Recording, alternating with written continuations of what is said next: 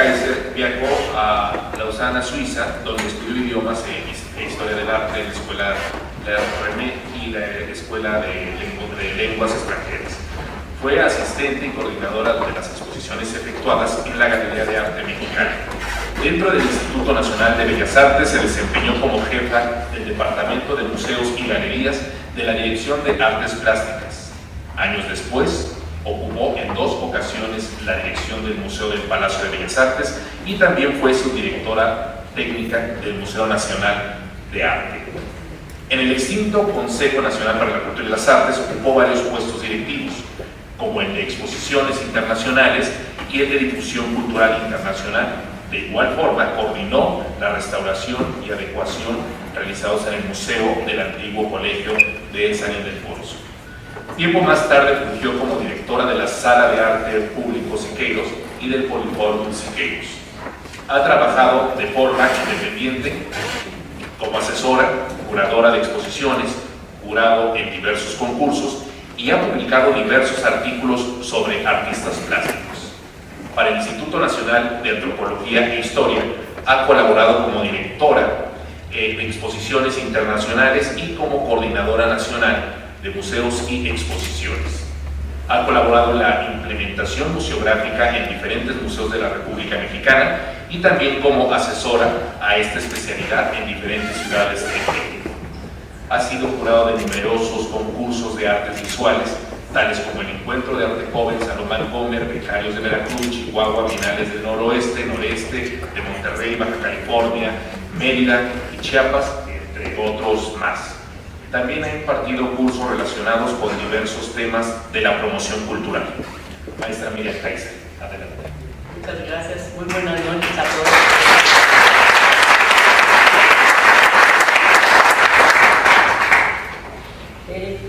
Amigos de la mesa, señora Guerra Cultural, buenas noches, y otro querido. ¿Quién se iba a imaginar que en México ha habido y hay esculturas realizadas por artistas japoneses? ¿Quién o quiénes se enteran de estas manifestaciones artísticas que no son necesariamente mexicanas? ¿Cómo y por qué María Teresa Favela sí pone el ojo en esto? Son solo unas preguntas que me formulo al haber recibido este nuevo volumen editado por el INBA a través del CENIDIAC y ser invitada a decir ante ustedes unas palabras.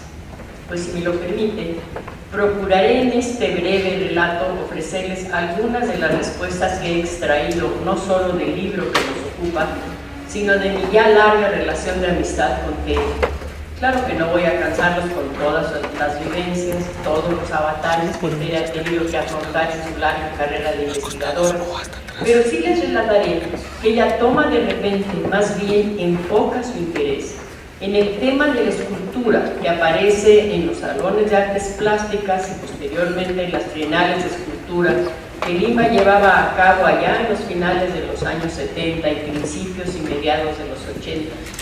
Pero no solo lo que se presenta en esos salones y trienales, sino que su interés se va tornando más y más profundo, buscando y encontrando esa escultura nueva, distinta, que iba emergiendo, realizada por artistas nacionales o algunos otros que habían llegado a nuestro país, como es el caso de Valdemar Hollander, artista sueco que pronto obtuvo la nacionalidad mexicana y que fue maestro directo y muy apreciado y querido en las escuelas de artes plásticas de México, así como por colegas escultores. Tere, pues, acomete la escultura como su leitmotiv y ya una vez decidido, emprende la lucha de la investigación esmerada, cuidadosa, inteligente sobre el tema, pero en la mente tiene una inquietud, un deseo de conocer más sobre el artista Hollander, quien modifica de manera diametralmente distinta, por ejemplo, el cuerpo femenino, le da otra significación a la que ya se había explorado en México por los grandes escultores de la primera mitad del siglo XX. Y creo que es ahí, por medio del estudio de este gran artista creador, que Tere se decide por la investigación dirigida más que nada a la escultura realizada en México. A finales de la quinta década, 57-58, un escultor japonés, Kiyoshi Takahashi, recibe en su natal Japón, en Osaka, un importante premio como mejor artista joven, así como el galardón de la alcaldía de Osaka, que consistía en recibir una beca para viajar a cualquier parte del mundo, de esas que nos darían.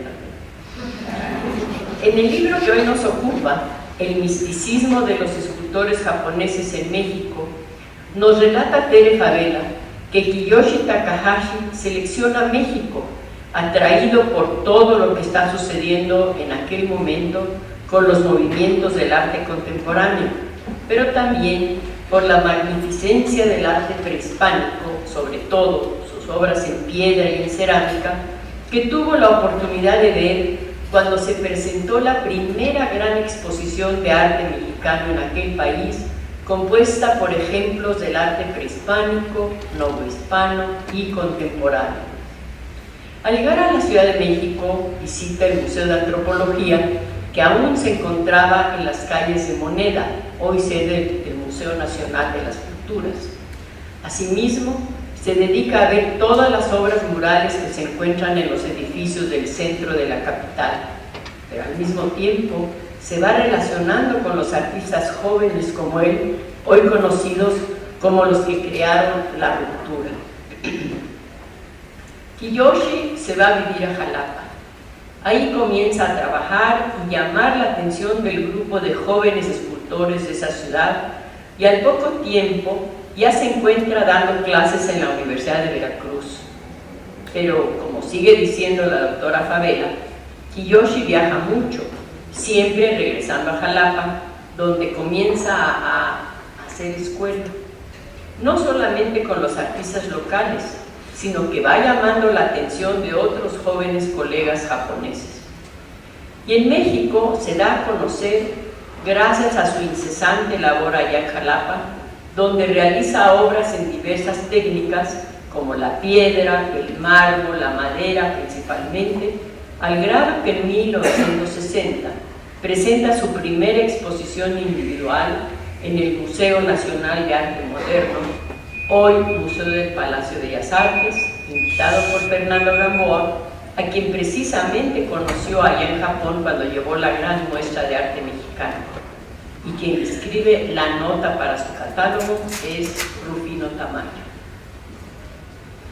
En el año de 1968, y con motivo de la 19 Olimpiada que se llevó a cabo en la Ciudad de México, Kiyoshi Takahashi es seleccionado para formar parte de la Ruta de la Amistad representando a su país, un gran esfuerzo que atrajo a los más importantes escultores del mundo a realizar obras monumentales, liderado por Matías Göritz y Pedro Ramírez Vázquez, que entonces era el presidente del comité organizador de dichos Juegos en México. Poco tiempo después llega a México Sukemitsu Kaminaga, quien conoce en Nueva York al escultor japonés Isamu Noguchi. Él había estado en México en los años 30 la primera vez y realizó un mural en el Mercado Abelardo de Rodríguez en el centro de la ciudad. Fue él quien aconsejó al maestro Kaminaga de no quedarse en Nueva York, sino que viniera a México, pues sentía que las civilizaciones prehispánicas enriquecerían sobremanera sus trabajos artísticos, principalmente la escultura, pero también su obra gráfica y el dibujo. Le hizo caso, y en poco tiempo ya estaba dando clases de escultura en la Escuela La Esmeralda, gracias a los buenos oficios de Fernando Gamboa, que lo presentó a Valdemar Holland. Allí permaneció como profesor de escultura, se puede decir que casi hasta su muerte. Fue también un viajero incansable, nunca rompió relaciones con Nueva York, donde exhibía con frecuencia sus obras, y en su país natal era invitado a realizar esculturas monumentales, así como a presentar exposiciones individuales. Recuerdo con emoción su muy importante exposición aquí abajo, en las salas que entonces llamábamos la 1 y la 2, donde está ahora la librería, en las que se exhibieron esculturas, grabados, caligrafías de la escuela denominada Shodo, en la que era gran maestro.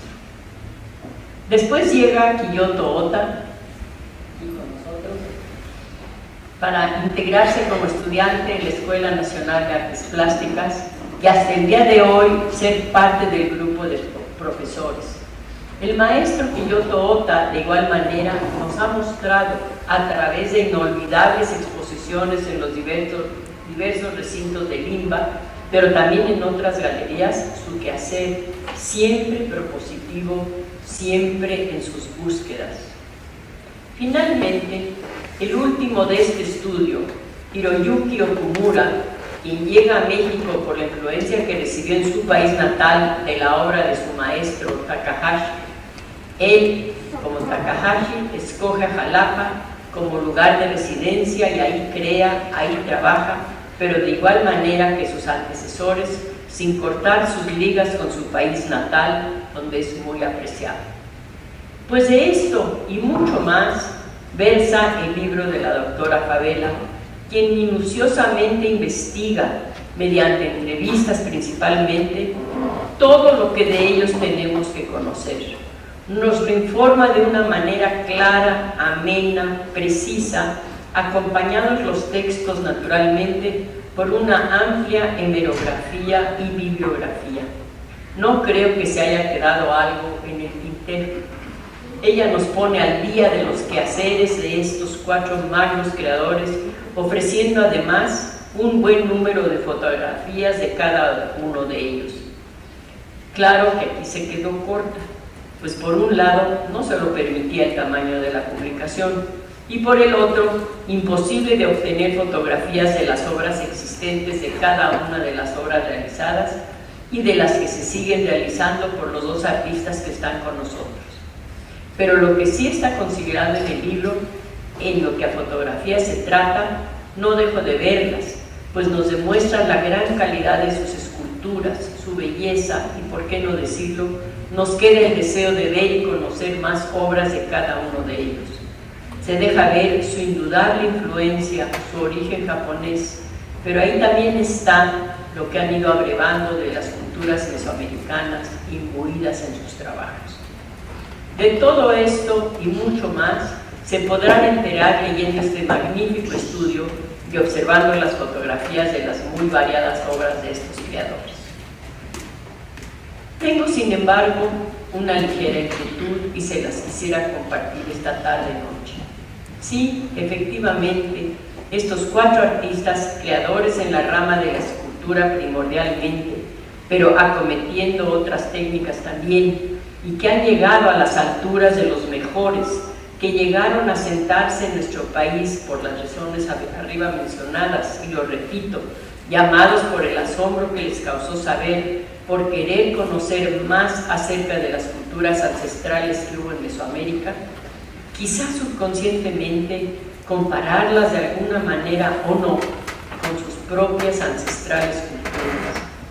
Los 4 han trabajado y 2 lo siguen haciendo magistralmente. Y sí, hemos de reconocer que de alguna manera, tangencialmente, abrevan de las culturas mesoamericanas, pero no necesariamente. Lo suyo, sus raíces orientales, japonesas, son las que siempre están presentes. Y me pregunto, me lo he preguntado siempre que estoy ante un artista extranjero que decidió vivir en México, llámese Leonora Carrington, Francisco Moreno Capdevila, o en el que ustedes quieran pensar.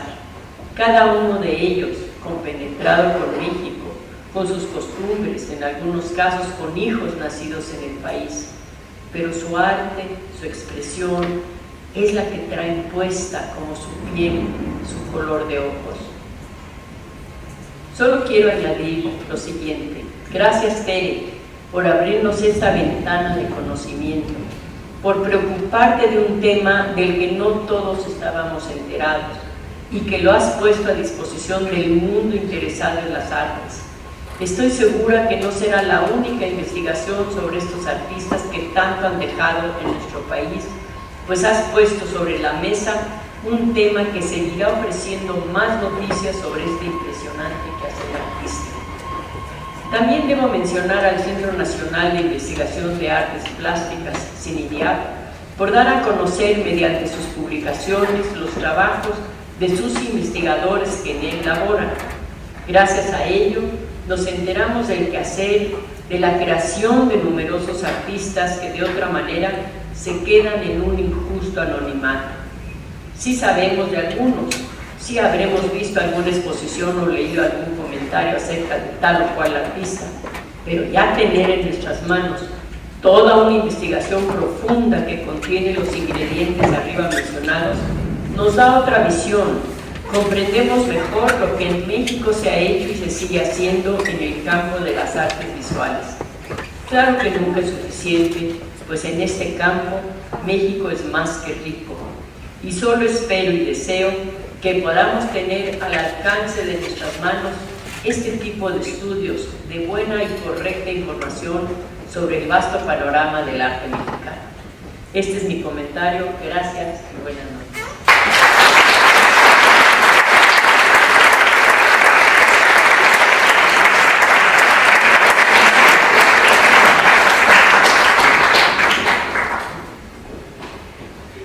Muchas gracias, Miriam. El siguiente invitado, que no lo tenemos en la mesa por cuestiones de fuerza mayor, no pudo estar, es el maestro Alfonso de Neuillate. Alfonso de Neuillate nació en la Ciudad de México, es crítico e historiador de arte con más de 40 años en la labor profesional en el país y en el extranjero. Maestro en Historia por la Universidad Nacional Autónoma de México y con especialidad en Artes Plásticas por la Universidad de Yale en los Estados Unidos. Autor de 49 libros sobre arte y artistas publicados en México, en los Estados Unidos, Italia, Alemania, y de textos con el sello editorial de la SED. Becario del Centro Mexicano de Escritores, 1968-1969, donde escribió el único texto básico sobre un tema artístico importantísimo en este país, la historia del arte Nouveau en México, editado y seguido de 2 ediciones hechas por el Departamento de Arquitectura de INBA, y pronto en una edición de lujo revisada, aumentada y profusamente ilustrada por la Universidad de Londres, Inglaterra. Entre más cosas tiene el maestro Alfonso de Neuillate, que nos hizo el favor de mandarnos su texto, que a continuación, con la autorización de la maestra Tere, vamos a leerlo.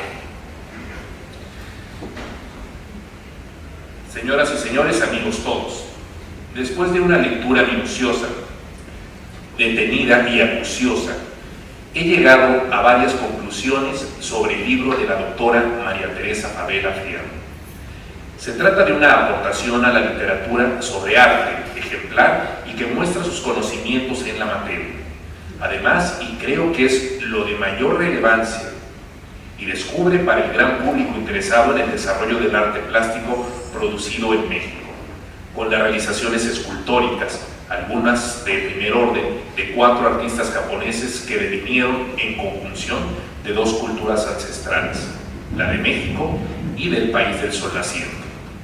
Obras de carácter personales y de un esteticismo puro y de grande influencia para muchos artistas jóvenes que estuvieron a sus lados, ya fuera como discípulos que como receptores. El trabajo de la doctora Favela es crítico, de investigación espléndida, y es, en síntesis, una grande aportación para el caudal de hechos plásticos que se han considerado estéticamente en nuestro país. Es además una investigación seria, sólida, perceptiva, subjetiva, como toda actividad en materia de arte, básica y de consulta en textos publicados en esta latitud, y señala con sensatez, cariño y pasión las muchas aportaciones de esos escultores que enriquecieron el ámbito del arte nacional. A través de las páginas de su libro, la doctora Favela, además de recrear él o los medios que acogieron a estos 4 artistas japoneses, hace un relato, una crítica sagaz y determinante en tanto el valor, el fruto y la trascendencia de estos escultores.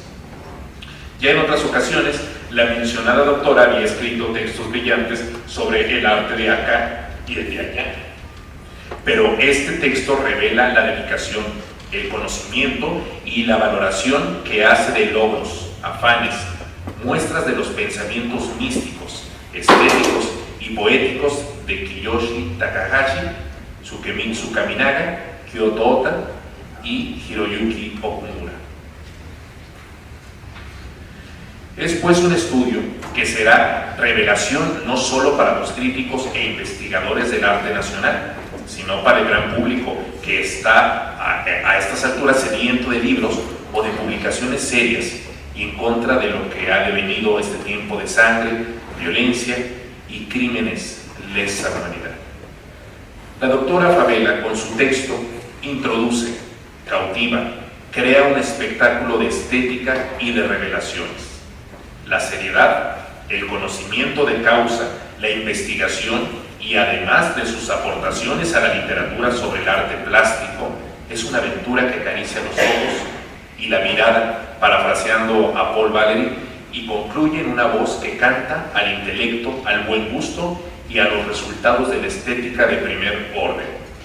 Por tanto, y dada la calidad de los artistas que ella ha examinado, este texto es además de una muy valiosa aportación. Es un gusto leerlo para que los sentidos exploten como los antiguos soles griegos y traigan la fortuna del conocimiento a todos y cada uno de nosotros. Es muy grato encontrar libros como este de la doctora Favela, ya que deviene como el sol que es nuevo cada día de los días del mañana. El enriquecimiento cultural, personal y que pone de evidencia que el fruto de estos creadores son para todo público. Y esto es lo de mayor interés, ya que cada día son más escasos los textos y las fotografías que mueven a la reflexión y dan como fruto el encuentro con personalidades del universo creativo. Es una investigación, mejor, una inmersión en el sentir y en el pensar de los artistas japoneses, y es una delicada pero sutil y fácil comprensión de su estética, de su orden de vida y principalmente de sus creaciones que traen un manantial de resultados espirituales. Texto personal, pero para todos con un sentido hermoso de lo que debe ser el fruto de la mente, la cosa mental y sus variantes según tiempo, espacio, trascendencia y perenidad. Aplaudo este gran libro, ya que además de ser de difusión, es sólido, transparente y plagado de la alquimia creativa, especialmente de los venidos desde las tierras tan lejanas, pero a la vez cercanas por lo que la cultura significa en el ámbito humanista. La doctora Favela Fierro es una excelente investigadora y es intérprete, mejor dicho, rapsoda de lo escultórico que, como toda masa, en vez de ser inerte, posee el halo de la melancolía, lo poético, la danza de la vida y la proliferación de ideas.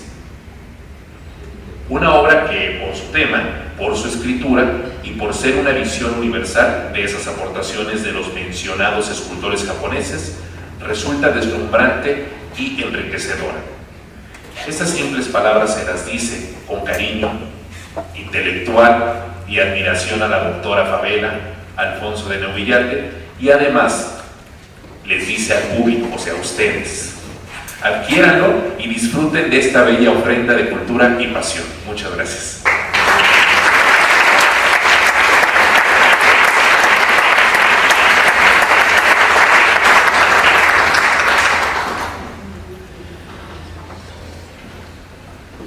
Nuestro siguiente participante, nuestro querido amigo, cómplice de todos los del centro de donde estamos elaborando, Amanis Ross, escritor y editor que elabora actualmente para el Centro Nacional de Investigación, Documentación e Información de Artes Plásticas del Instituto Nacional de Bellas Artes.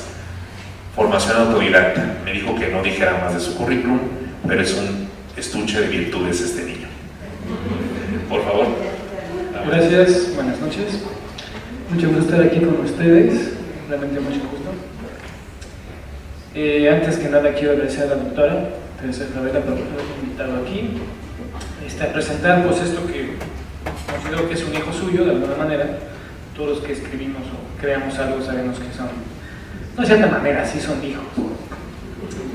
Y bueno, yo acepté esta invitación por dos razones. En primera, porque estuve presente desde que este libro era un manuscrito, en cuanto a un bebé. De hecho, fui uno de los dictaminadores, también uno de sus correctores de estilo, junto con Carlos Martínez, que está por ahí al fondo. Luego, colaborador técnico en su formación junto a los diseñadores Yolanda Pérez y Pepe Rojo, que Pepe anda por allá, ya lo vi. Y ahora tengo el privilegio de hablar sobre él frente a todos ustedes. La otra razón es que, sin pretender ser un erudito sobre la cultura japonesa, y mucho menos sobre escultura, valga la aclaración, Japón y todo lo que implica ha influenciado mi vida los últimos 16 años. Mi aproximación hacia el archipiélago del sol naciente es empírica, la de un observador que gusta del detalle y el contexto. Yo miro todo el tiempo, diría Rufino Tamayo. Sobre este gusto hacia Japón lo veré más adelante, ya que primero quisiera contarles un poco sobre el proceso que convirtió una investigación sobre escultura en el libro que hoy tenemos en las manos. La doctora Favela ha sido investigadora del CENIDIAP de Lima buena parte de su vida, y aunque no es su único campo, ha tocado en varias ocasiones el tema de la escultura, de alguna forma la hermana menor de las artes visuales, ante la preponderancia de la pintura, la gráfica o los géneros transdisciplinarios que hoy ocupan galerías y ferias de arte. Y eso que la escultura es la más pública de las artes visuales.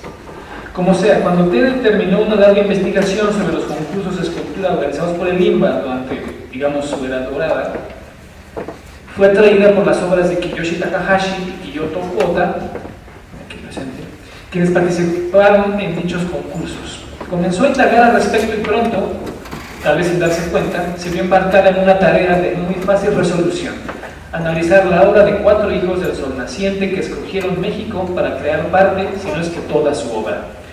El manuscrito llegó finalmente a las autoridades competentes del CENIDIAP y, debido a mi conocida japofilia, fui invitado a dictaminar. Fue mi primer encargo de este tipo.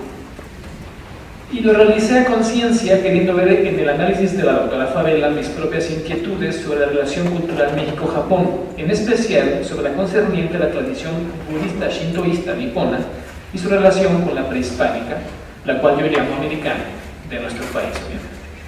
Una vez que, por supuesto, fue aprobado el libro y pasó al área editorial, descubrimos que estábamos en el año de Hasekura, noble japonés que hace 402 años cruzó el Pacífico y llegó a Acapulco.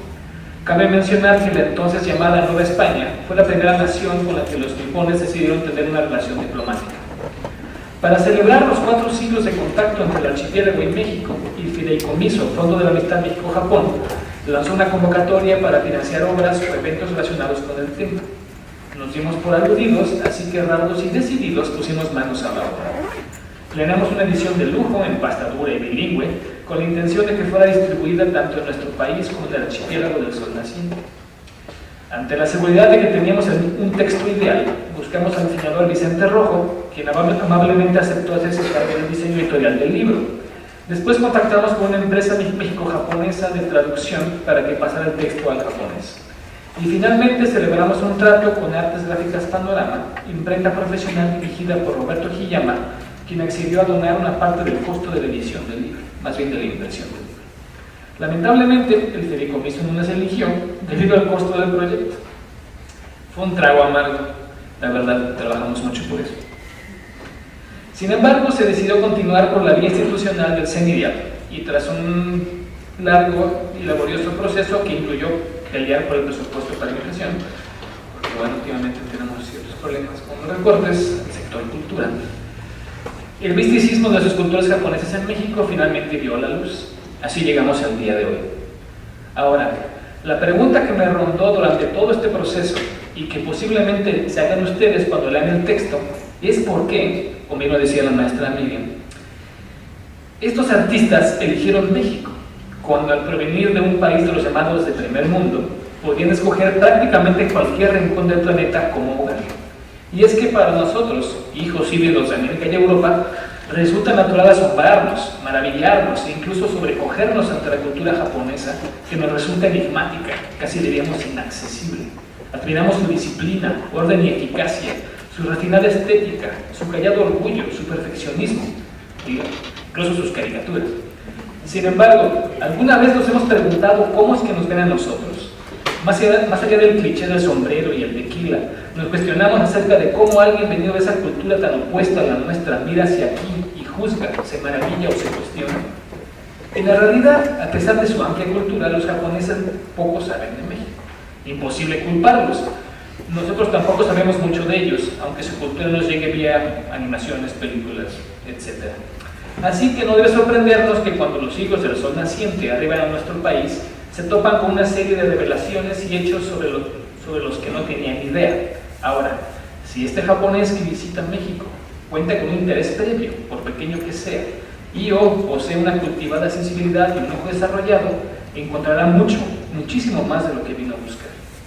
Aunque los japoneses son muy modestos, en el fondo de sus corazones saben de su valía y del alto lugar que ocupan entre los demás países de este pequeño planeta. Por eso debe ser una gran sorpresa llegar a este país tropical y misterioso y al enfrentar la arquitectura, la escultura o la cerámica del casi extinto mundo americano o precolombino, se descubran ante los restos de un camino que en una realidad paralela posiblemente sus antepasados pudieran haber tomado.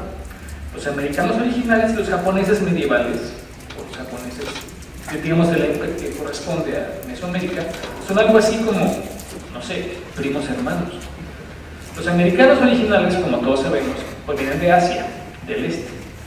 Genética y culturalmente están ligados sin discusión alguna. Claro, eso fue hace miles de años, y aunque los caminos que tomaron pudieran parecer divergentes, no lo son tanto como parece en un primer análisis. Si nos enfocamos en Mesoamérica, en especial en el pueblo náhuatl, cuyo exponente más cercano en tiempo es el Imperio Mexica, encontramos una serie de paralelismos incuestionables. Por ejemplo, forma comunitaria de trabajar la tierra, disciplina férrea, podríamos decir espartana, en cada profesión, rígido y delimitado sistema social que asegura mantener el orden, religión animista en la que el mundo y cada una de sus partes están tan imbuidas en lo sagrado que resulta imposible, si no es inútil, buscar una diferencia entre estos dos mundos. En el caso de Japón me refiero al Shinto, aunque el budismo, que llegó desde la India, desde cierto enfoque también le aburre en cada fragmento del mundo. Podría sumar más similitudes entre Japón y Mesoamérica: el gusto por la limpieza y el orden, la planificación urbana, la inclinación por planear a mediano y largo plazos, el definitorio sentido del honor y, para mí muy importante, una profunda y acuiciosa contemplación del humano, el mundo y su funcionamiento, que da como resultado una visión a la que nosotros y la naturaleza no están separados. Claro que también hay enormes diferencias, pero encuentro más interesantes y relevantes las coincidencias. Así que imaginemos que llegó a la mente de nuestros cuatro escultores cuando tuvieron frente a frente el vigor de las rocas centenarias y milenarias del México antiguo. Fue tal vez este reconocimiento que propongo, esta sorpresa aventurosa, inquietante y sobre todo inesperada, para la redundancia. El arte americano o mexicano original debió resultarles, siempre siguiendo mi hipótesis, una puerta a un misterio más allá de los mexicanos actuales y más allá de su propio pasado milenario japonés. Un cosmos enorme, velado por la distancia, la mitificación y la incomprensión que incluso comparten los mexicanos actuales. Me gusta pensar que se reconocieron en este espejo de obsidiana y se descubrieron otros, acuiciados por una agitación que no conocían, aunque fueran capaces de intuir. Por eso eligieron México, aunque claro, la realidad es siempre más compleja que las reducciones intelectuales que uno puede elaborar. Como sabemos, el camino del artista es único y personal. Para un japonés criado en la cultura del esfuerzo colectivo, mira con suspicacia el individualismo. Así que la búsqueda de la voz propia adquiere un significado diferente al que da por sentado el mundo occidental. Es una lucha muy distinta a la nuestra. Y también por eso, creo yo, eligieron México, país y cultura que les dio sentido a su búsqueda. Veamos sus casos uno a uno.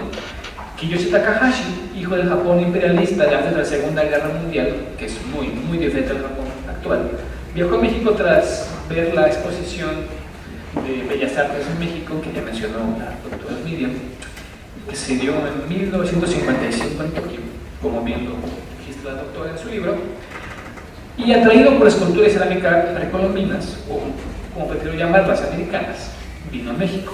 Lo que pudo ser un viaje turístico se convirtió en una estancia intermitente. Cuando visitó Palenque, por ejemplo, se le heló la sangre al ver al dios de la oscuridad ser iluminado por el sol, anécdota que ejemplifica lo que quiero decir. No sabremos si ese dios de la oscuridad se refería únicamente a una deidad maya o a un híbrido shinto-americano elaborado desde nuestro imaginario personal. De cualquier manera, los mexicanos deberíamos estudiar con detalle la producción escultórica de Takahashi, ya que sin duda se trata de una búsqueda sincera por conjuntar la visión nipona con la américo-mexicana. En especial me llama la atención la escultura El hombre y Tlaloc, en la que, según nos cuenta la doctora Favela, pretendió expresar lo divino hasta donde lo permitiera la condición humana. Sukemitsu Kaminaga vino a México para estudiar la técnica del tallado de piedra de los americanos originales. No tardó en encontrar, su obra lo evidencia, una relación clara entre el panteón americano y el Shinto, y tan en casa se sintió que decidió quedarse para desarrollar su obra y dar clases de escultura, por supuesto, en la Esmeralda, a unos metros de donde yo trabajo. A diferencia de Takahashi, asimiló lo américo-mexicano a su visión sin mostrar homenajes evidentes, aunque su serie Dios Demonio puede ser leída tanto desde el shintoísmo como de las religiones mesoamericanas, ya que en ambos casos la división entre estos dos conceptos es borroso o incluso inexistente, a diferencia del occidente mediterráneo semítico, amante de la dualidad. Kiyoto Ota fue alumno de Kaminaga en la Esmeralda, y su perfil coincide más con el de un escultor contemporáneo en un planeta que se ha vuelto diminuto. Su voz vigorosa y siempre cambiante nos habla de una búsqueda interior, espiritual, completamente personal, en la que apenas podemos entrever la influencia americana. Sin embargo, al igual que los dos artistas mencionados, eligió México para residir, asunto que no puede ser inadvertido. Y esto tal vez se deba a que, a pesar de lo muy distintas que son las costumbres y tradiciones de nuestro país y Japón, se sintió en casa, digamos sin zapatos, en casa, libre para explorarse a sí mismo. Y por último, Hiroyuki Okumura, el más joven de los 4 escultores tratados por la doctora Favela, está obsesionado con la ligereza y el dominio de la materia. En su obra Tierra del Xécatl contrapone su visión budista cosmopolita a lo que ha decidido asimilar de la tradición americana en este país que escogió para vivir y crear. Reinterpretaciones nacidas de miríadas de cruces culturales, el signo de nuestros tiempos, quedan de manifiesto en las elegantes esculturas de Okumura. Buen ejemplo es El Hijo del Sol y el Viento, pieza monumental que, nos dice Favela, logra capturar y conjuntar la energía y fuerza del universo necesarias para poder engendrar la vida. En resumen, estos 4 artistas miran hacia México buscando su propia voz como japoneses, con una influencia no precisamente estética ni formal, sino, tal como señala el título del libro, más abajo de la piel de la materia, espiritual. Hay que felicitar, sin duda, a la doctora Favela por la feliz conclusión de esta aventura a todas luces arriesgada, como toda aventura que valga la pena contarse. No solo por el salto sin red que significa mirar otra cultura desde la nuestra y arrancarle respuestas, coincidencias y nuevos cuestionamientos. Imaginen, escultura japonesa producida en México. El arte está por todos lados. Así que gracias, doctora Favela, por navegar estas aguas y conducir el barco a buen puerto. Sus tripulantes se lo agradecemos.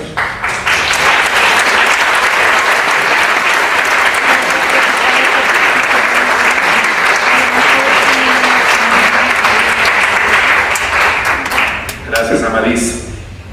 Tenemos también con nosotros al agregado cultural de la Embajada de Japón en México, Tatsuku Yoshi, que desea decirnos.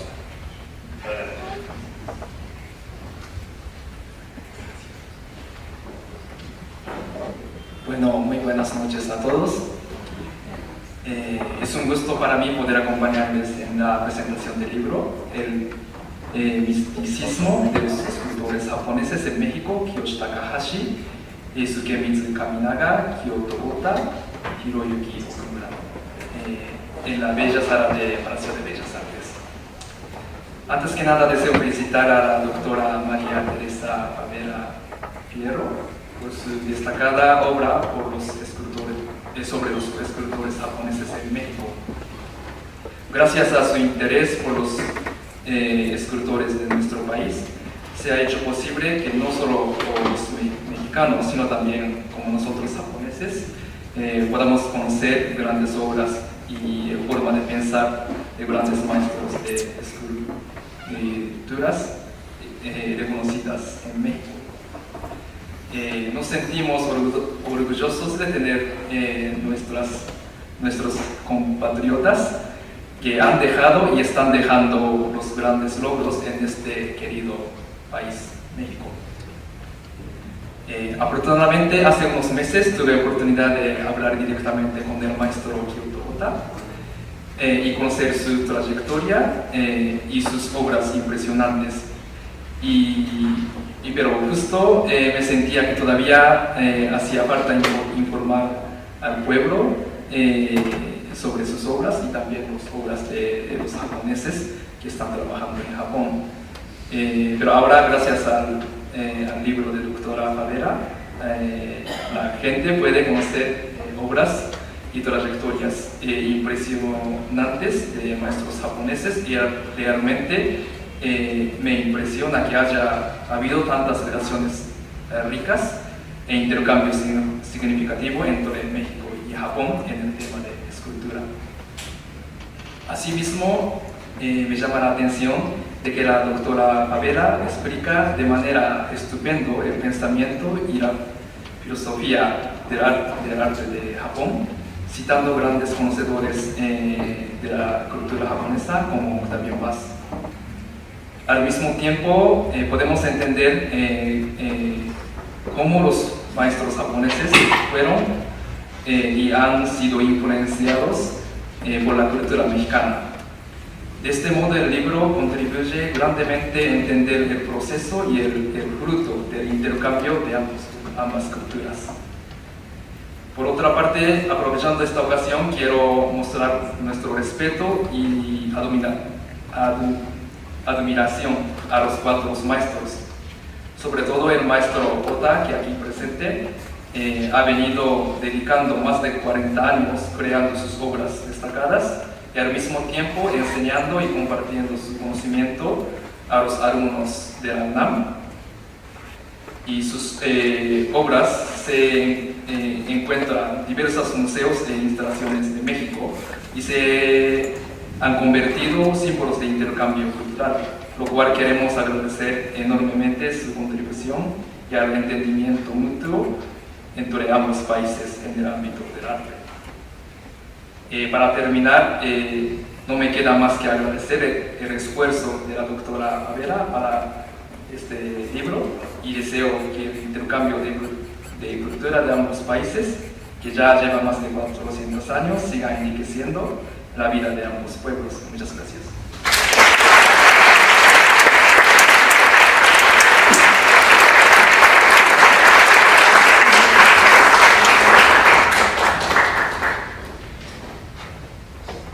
Bueno, y con ustedes ahora, la matadora. Vamos a hablar. ¿Quién es María Teresa Favela Fierro? Yo siempre me la encuentro ahí en el seminario, pero ahora es muy padre estar aquí sentados y pues ahora sí conocer, ¿no?, las derechas virtudes que tiene aquí la maestra María Teresa, la doctora. Ella estudió Historia del Arte en la Universidad Iberoamericana, cursó la maestría y el doctorado, obteniendo el título en 2006, con mención honorífica. También en Historia del Arte, en la Facultad de Filosofía y Letras de la UNAM. De igual forma, cursó el diplomado en Recepción Artística y Consumo Cultural en el Instituto Nacional de Bellas Artes. Es investigadora del Centro Nacional de Investigación, Documentación e Información de Artes Plásticas, CENIDIART. En esta institución ha ocupado puestos directivos como subjefa de inventario, registro y catalogación de la colección de obras de Limba y en el área de investigación. Asimismo, se desempeñó como subdirectora de documentación. Colaboró en la fundamentación teórica del Museo Nacional de Arte y la reinauguración del Museo Rufino Tamayo, ambos de Limba, y en la creación del Museo Histórico del Estado Mayor Presidencial. Ha escrito artículos y textos para periódicos, radio, revistas, catálogos de exposiciones y libros relacionados con artistas y movimientos plásticos en México durante el siglo XX. Destacan los libros monográficos Jorge González Camarena, Universo Plástico, Francisco Goitia, Pintor del Alma del Pueblo Mexicano, Valdemar Hollander, El Gran Lenguaje del Color, Tosia Malamud, La Materia tras la Forma, Textos para catálogos como la memoria de los 50 años de exposición de artes plásticas en el Museo del Palacio de Bellas Artes, 1934-1984. Catálogo general de obra de Caballete de Diego Rivera. Siqueiros ilustra el canto general de Pablo Neruda y Marisol Borner Vaz, La Montaña. Asimismo, artículos sobre Alfredo Salce, Joaquín Clausel, Dr. Atl, Jorge González Camarena, Juan Soriano, Articulación para el Cambio, Escultura Mexicana y Escultura integrada a la arquitectura monumental urbana en las Bienales Nacionales de Escultura. Ha curado múltiples exhibiciones sobre artistas y temas mexicanos contemporáneos del siglo XX.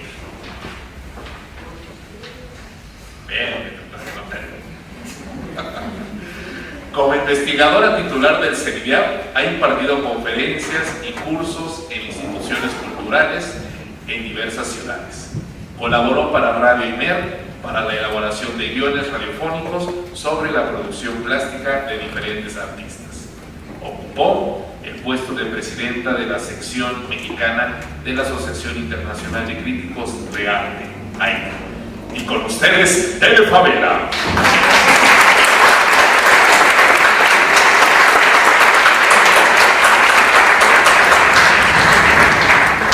Gracias, mi querido coordinador de investigación del CENIDIAP.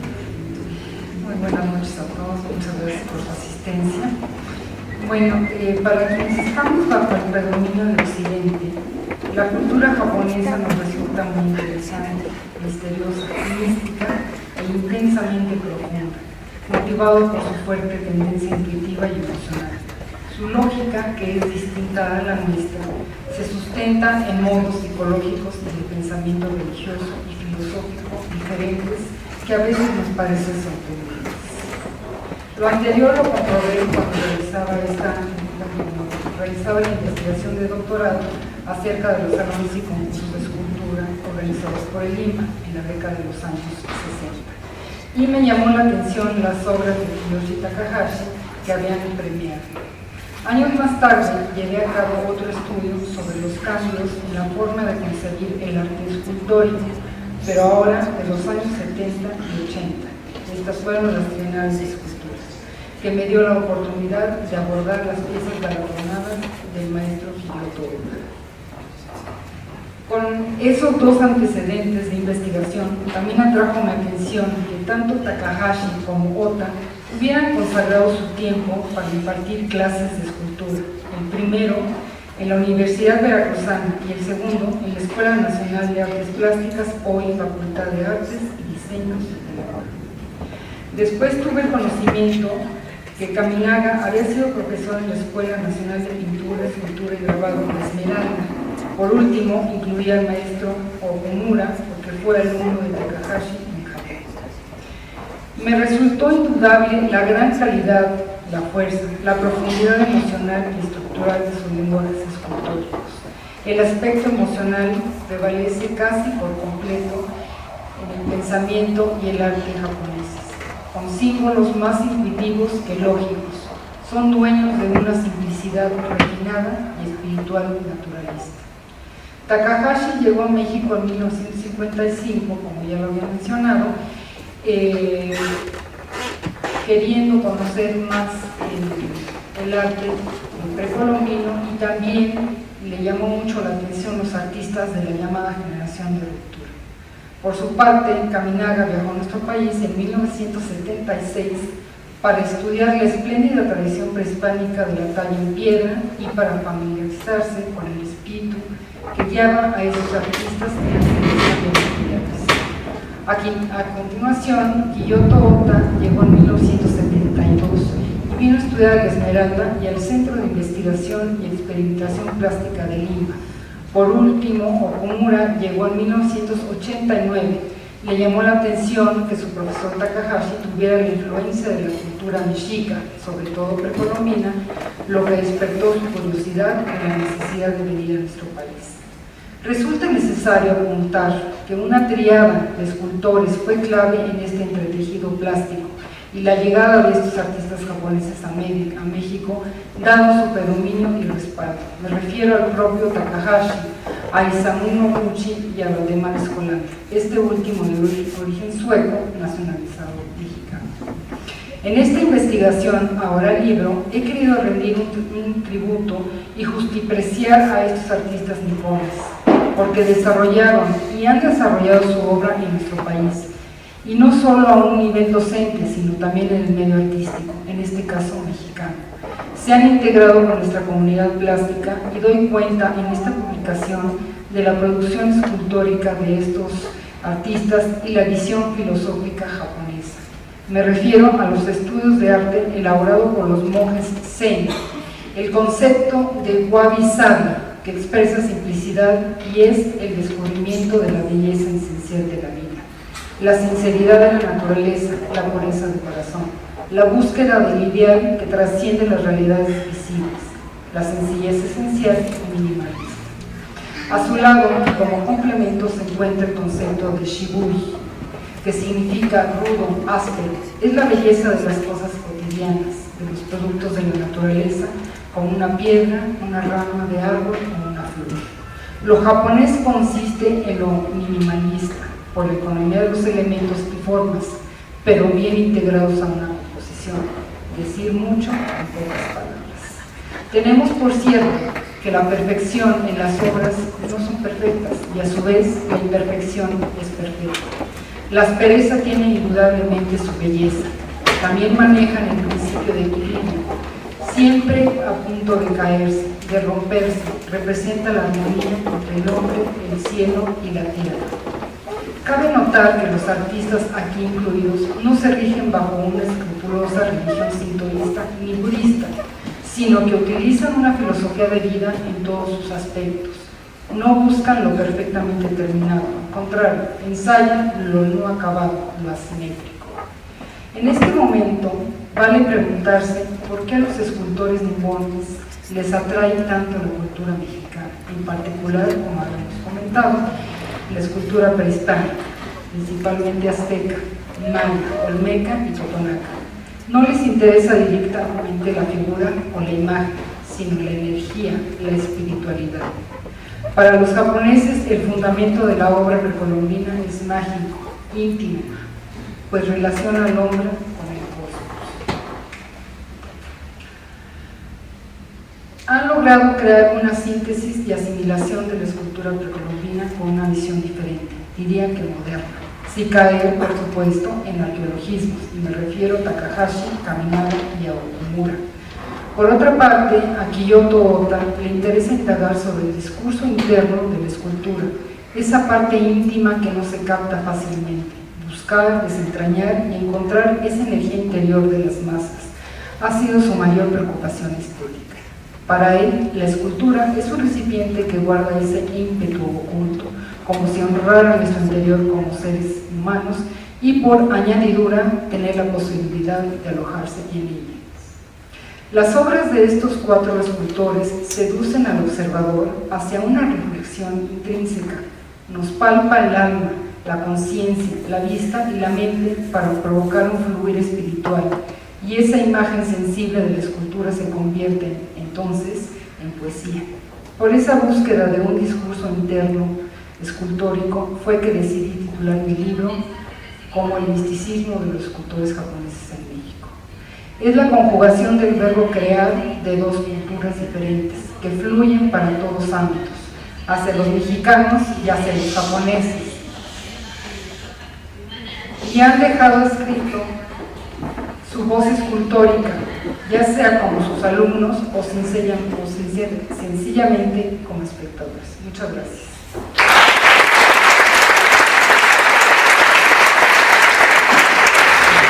Muchas gracias a todos de la mesa, a Mavis, Miriam, Maestra T, Kyoto. Muchas gracias.